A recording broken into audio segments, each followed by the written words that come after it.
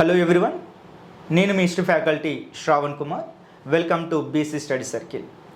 ఈరోజు టాపిక్ ఏంటంటే న్యాయాంకర వ్యవస్థ లేదా న్యాయాంకర సిస్టమ్.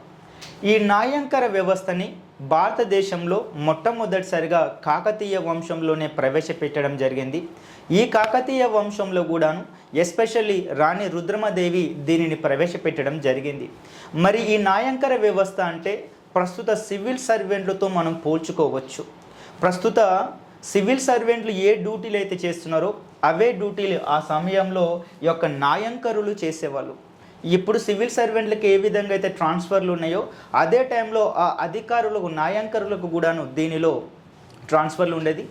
ఈ న్యాయాంకర వ్యవస్థని రాణి రుద్రమదేవి తర్వాత అతడి తర్వాత వచ్చినటువంటి రెండవ ప్రతాపరుద్రుడు కూడా దీన్ని కొనసాగించడం జరిగినది. ఇది న్యాయాంకర వ్యవస్థ అనేటువంటి దేని సూచిస్తుంది అంటే గ్రామాలలో ఉన్నటువంటి అడ్మినిస్ట్రేషన్ పరిపాలన గురించి వివరిస్తుంది. అదేవిధంగా ఈ న్యాయాంకరులు గ్రామాలలో ఉన్నటువంటి లా అండ్ ఆర్డర్ శాంతి భద్రతలను వాళ్ళు నిర్వర్తిస్తారు. అదేవిధంగా ఈ న్యాయాంకరులు సొంతమైనటువంటి కొంత సైన్యాన్ని కూడా కలిగి ఉంటారు.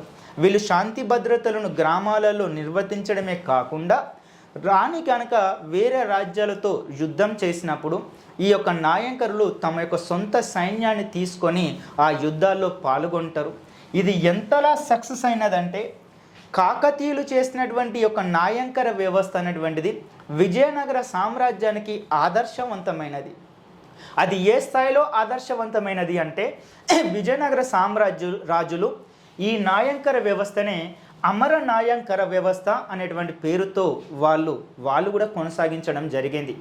వీళ్ళు సివిల్ సర్వెంట్లు అంటే కేవలం ఇక్కడే కాదు, మన దగ్గరే కాదు, 21st సెంచరీలో కాదు, అది కాకతీయుల కాలంలోనే స్టార్ట్ అయిందని చెప్పవచ్చు. Thanks for watching this video.